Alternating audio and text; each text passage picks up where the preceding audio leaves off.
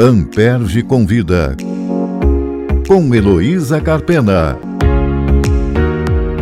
A proteção de direitos humanos tem sido um tema recorrente do Amperge Convida. Primeiro falamos sobre o sistema internacional, que foi o nosso primeiro episódio, depois sobre o papel das empresas na salvaguarda desses direitos. Se você não ouviu, vá lá conferir. E hoje voltamos ao assunto, mas numa nova perspectiva, mais institucional. Nós vamos saber como o MPRJ vem enfrentando temas como o racismo estrutural, a misoginia, tortura e outras questões que podem atingir minorias, né, que são consideradas vulneráveis e, portanto, devem ser tuteladas, né, em alguma medida ou protegidas pelo Ministério Público, segundo a sua missão constitucional. Então, para falar sobre o enfrentamento desses assuntos, nós vamos conversar com a promotora de justiça Roberta Rosa, que é titular da primeira promotoria da Vara de Crimes contra a Criança da Capital, é coordenadora de Direitos Humanos e Minorias da Procuradoria-Geral de Justiça do Rio e representa o MPRJ no Comitê de Enfrentamento à Tortura da Alerj. Boa tarde, Roberta. Muito obrigada por aceitar o nosso convite. Eu quero começar a nossa entrevista falando sobre um assunto que é transversal aí nessas questões, né, que estão aí sob a tutela, a responsabilidade do Ministério Público, nessa temática de direitos humanos e proteção das minorias, que é a justiça restaurativa. Então, eu quero que você conte para nós o que tem sido feito, né, para a utilização desses instrumentos pelos promotores de justiça. Boa tarde, Heloísa. Muito obrigada pelo convite. Agradeço a associação, que é esse espaço, né, de troca, de reflexão sobre a nossa atuação enquanto membro do Ministério Público. Então, é muito bom estar aqui com você hoje. Então, eu acho que é muito importante a gente fazer esse recorte, até porque eu estou num momento bem especial, né, de acumulação de funções. Eu também estou na coordenação de mediação, métodos autocompositivos e sistema restaurativo, e é a partir da busca desse conhecimento sobre essa metodologia, sobre essa forma de olhar a justiça, né, de questionar as práticas do sistema de justiça, que eu acabo me aproximando, né, do conhecimento sobre direitos humanos. Em primeiro momento, a gente pode entender que não há uma relação direta, mas pensar a justiça restaurativa enquanto uma prática que valoriza a participação das pessoas envolvidas para a solução desses conflitos a partir de uma construção, de uma reparação de danos ocorridos a partir de determinados danos, é pensar no atuar de um sistema de justiça mais democrático. E quando nós olhamos a Constituição e nos reconectamos com o conceito da missão constitucional estabelecida para o Ministério Público, para os membros do Ministério Público, é muito evidente a necessidade da defesa da democracia, da defesa dos interesses, né, da proteção, de salvaguardar, de garantir direitos. Então, quando a gente propõe uma coordenação, uma atuação que tem esse viés de atuação restaurativo, a gente precisa necessariamente passar por uma escuta, passar por um fomento a uma participação que tenha uma perspectiva de reparação das questões passadas, mas também de uma busca de uma não repetição dessas mesmas violações que levam aquela situação ao nosso conhecimento.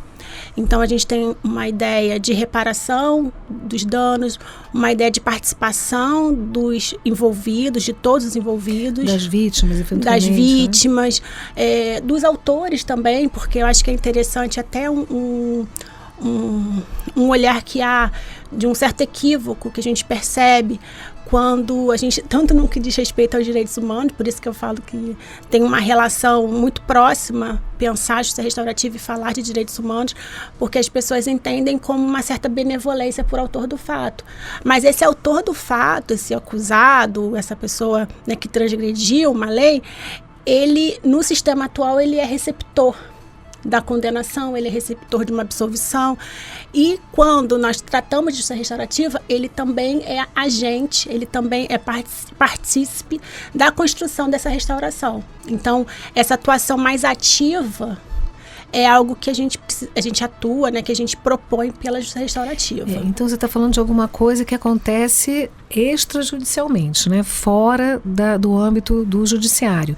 Então quais são esses instrumentos? Você lembra de um caso, assim, uma situação que possa ilustrar para o nosso público entender bem qual é a força desse instrumento? Sim, no Ministério Público do Rio de Janeiro, a gente atua sob duas vertentes, né, a justiça restaurativa, que a gente até prefere utilizar as práticas restaurativas, a nomenclatura, porque a justiça fica muito relacionado com o Poder Judiciário.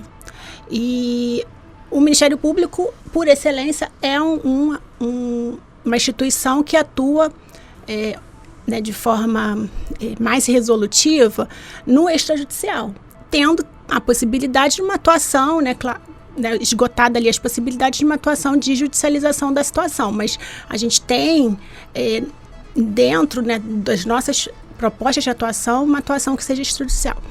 Então a gente atua nos casos individuais, então a gente recebe muitas demandas, até por orientação do próprio Sistema Nacional de Socioeducação, a gente recebe muitas demandas da socioeducação, da justiça infracional, do adolescente, né, infrator, envolvendo o adolescente infrator. A gente atua em muitas situações nesse sentido, e a gente também trabalha através de projetos nessa perspectiva de fomento a uma cultura de paz, buscando uma atuação mais preventiva.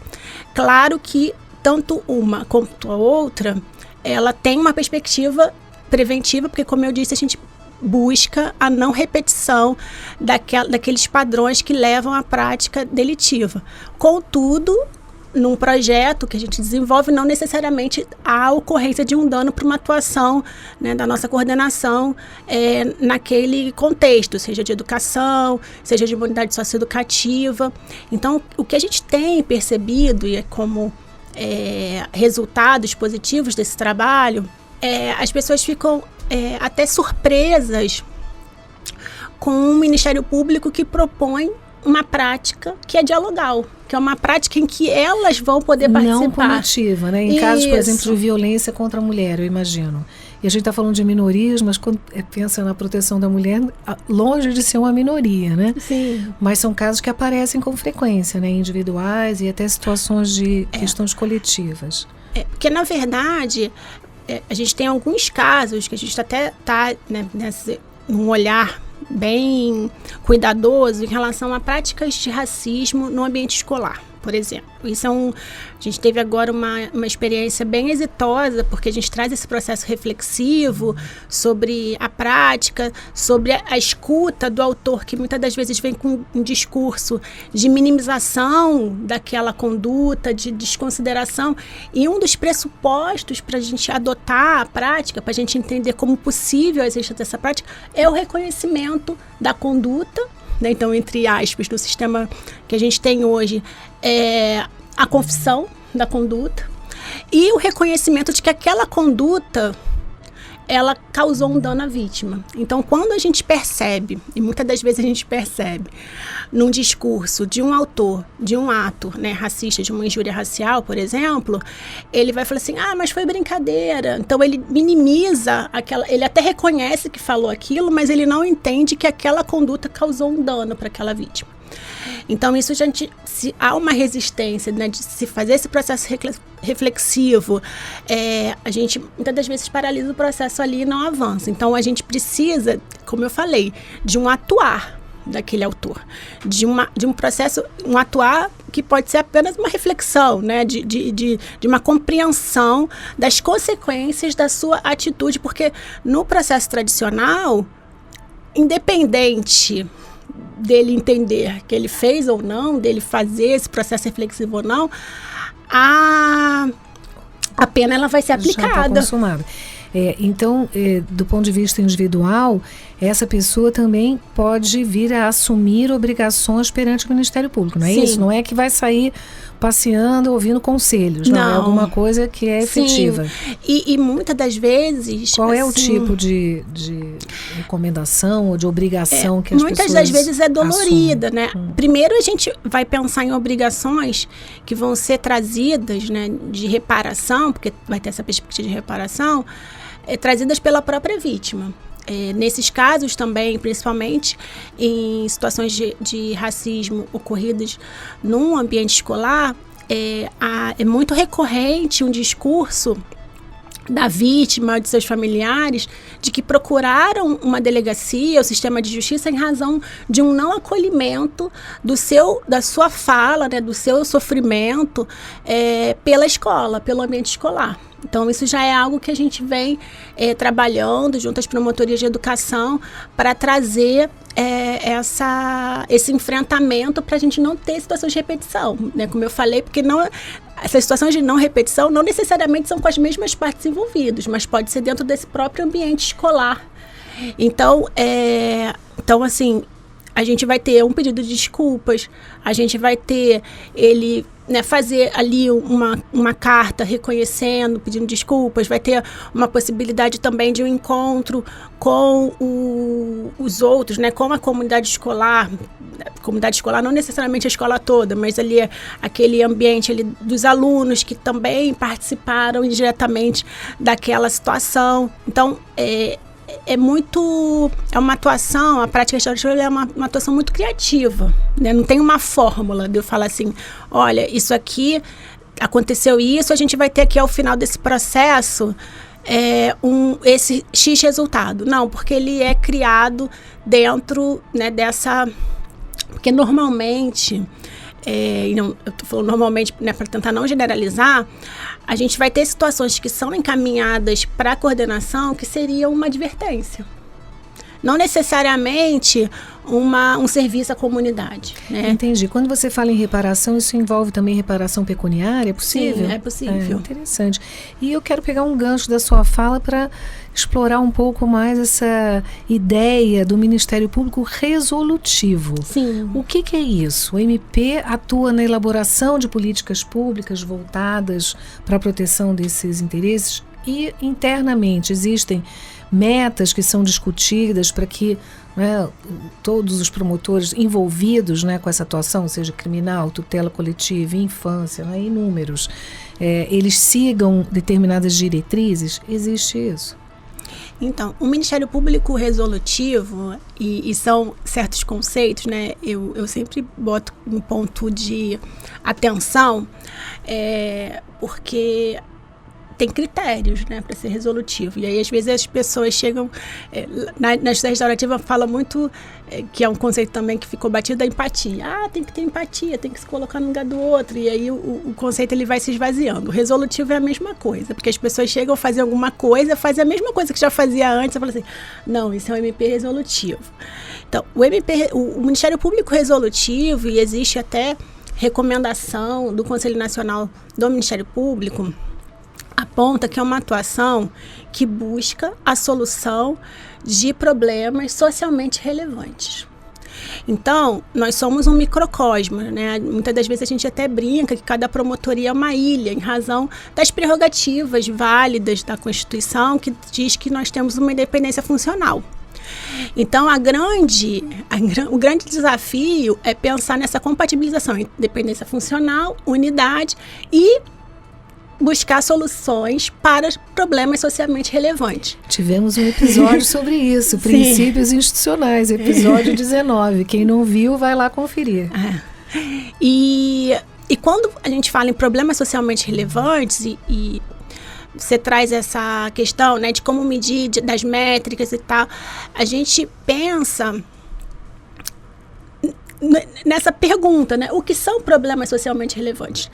A recomendação, ela até traz uma busca ali, dar uma delimitação, mas o Ministério Público do Rio vem investindo não só o Ministério Público do Rio, mas até por orientação do próprio Conselho Nacional, a construção de mapas estratégicos, que são diretrizes, vão ali trazer orientações ali, né, do que o Ministério Público precisa atuar, mas o problema socialmente relevante não é aquele que o promotor escolhe.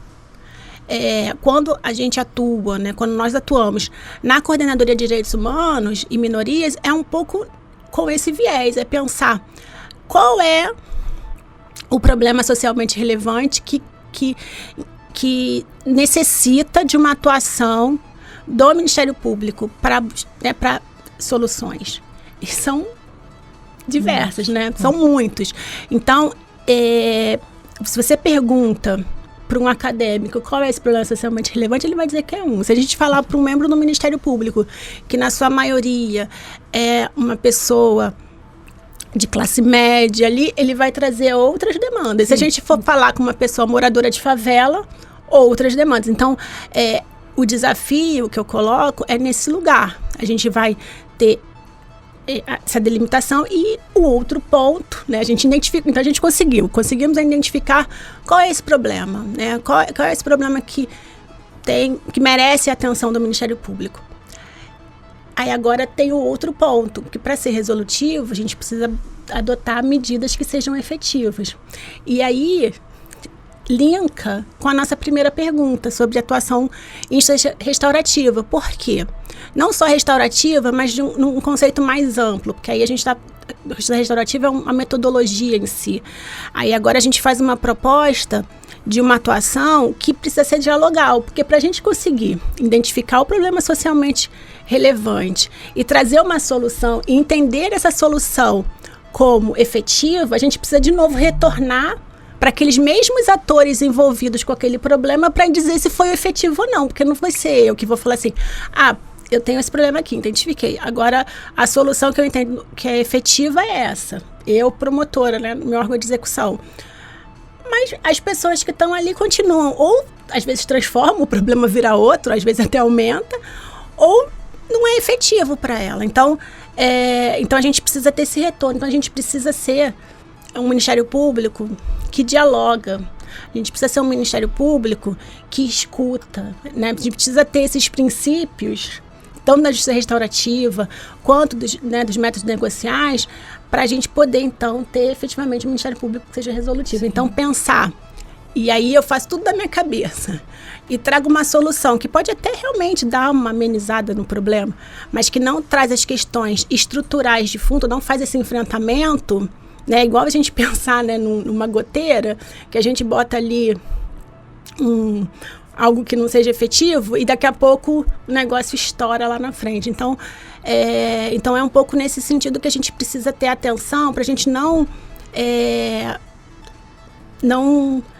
esgarçar, né? Não, antes mesmo da gente conseguir alcançar esse ideal de um Ministério Público resolutivo, que eu acho que é um ideal que deve ser perseguido, a gente ter um cuidado, né, quando nós nos afirmamos resolutivos. Sim, com certeza não é fácil eleger, né, essas questões, inclusive na própria sociedade, não há consensos sobre como enfrentar, por exemplo, os atos infracionais praticados por menores, né? Tivemos aqui no Rio de Janeiro há pouco tempo um exemplo disso. Então a sociedade ameaçada, né, ela também reage de maneiras diversas conforme o ponto de vista, né, das pessoas que estão ali envolvidas. Então é uma tarefa difícil. Agora, institucionalmente, vamos olhar para dentro de casa. O que tem sido feito para, em alguma medida, harmonizar essa atuação? Então, se há um fato como esse, né, que eu mencionei, controle dos meninos menores infratores ou possíveis infratores no ambiente ali social, a promotoria da infância envolvida, pode ter a promotoria da educação, a promotoria, não sei, criminal, há uma série de, né, colegas que vão atuar naquele mesmo caso, ou podem vir atuar naquele mesmo caso, sem falar em segundo grau o procurador. Então, a sua coordenação tem esse papel, né, de articular, né, a atuação desses vários atores. Como é que isso tem sido feito? Sim, você traz um exemplo que é muito interessante no sentido de que a atuação na infância, de uma maneira geral, no Ministério Público, é uma atuação que sempre foi de vanguarda, né? Sempre foi uma atuação diferenciada. E quando eu começo, na época, assessoria de direitos humanos, e questionando, fazendo esses questionamentos de como a gente podia pensar nesse aprimoramento, nessa compreensão dos direitos humanos dentro do Ministério Público, para mim ficou muito claro o motivo pelo qual essa atuação ela é diferenciada. Porque diferente das outras atuações, eu sou uma promotora que sempre me identifiquei numa atuação de tutela coletiva, eu percebia que a minha atuação, ela olhava serviços, ela olhava a atuação da administração pública em relação à sociedade de uma forma geral. E quando nós temos uma atuação da infância, a gente tem que olhar os indivíduos, a gente tem que olhar os destinatários dessa atuação. Então, nós avançamos, né, quando a gente faz esse recorte, mas quando a gente traz a pauta dos direitos humanos, a gente precisa, né, que a gente chama da interseccionalidade. A gente precisa olhar outros lugares que esse indivíduo ocupa na sociedade, numa perspectiva racial, de gênero, de classe. Então, a proteção que eu proporciono, e aí olhando o serviço, que eu coloco à disposição para uma criança da Zona Sul do Rio de Janeiro, da capital, ela pode ser satisfatória para aquela criança, porque ela está numa posição de certo privilégio.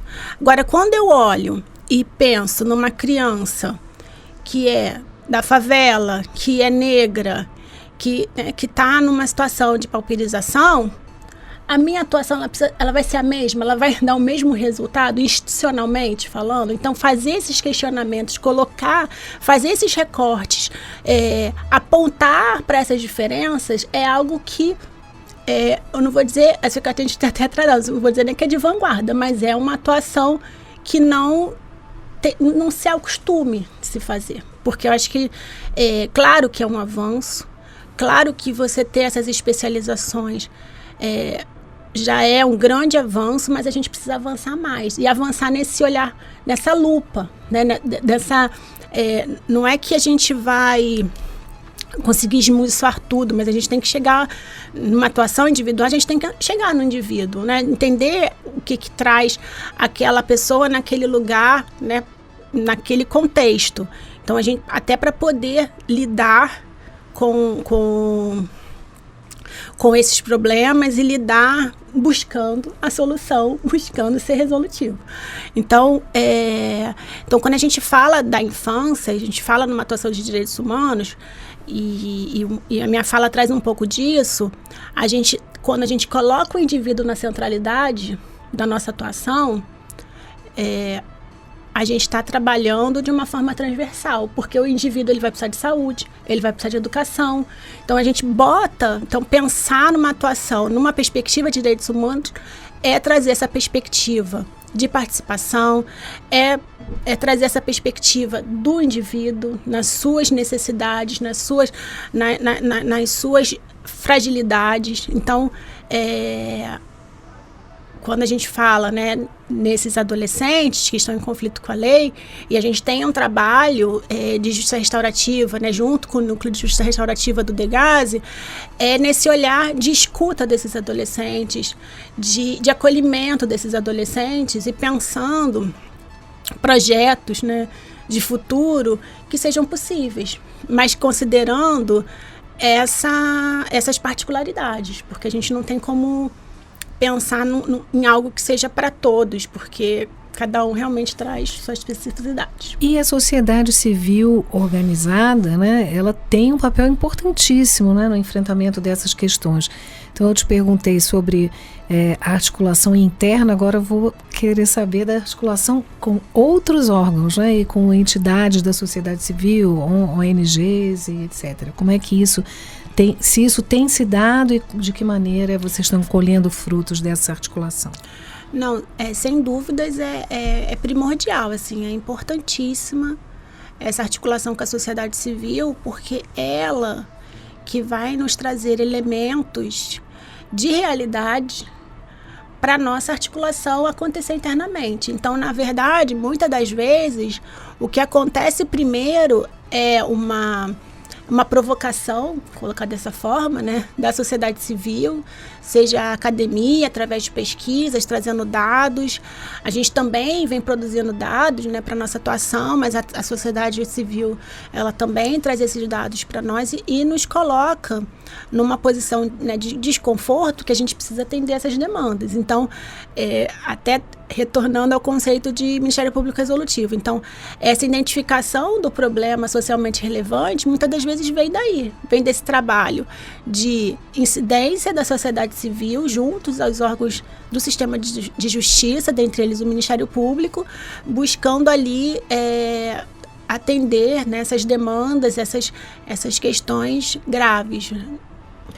Muito obrigada pela sua entrevista, Roberta. Parabéns pelo seu trabalho.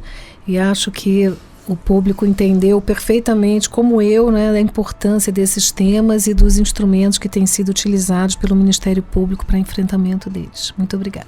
Eu que agradeço, Heloísa. Amperge convida, com Heloísa Carpena.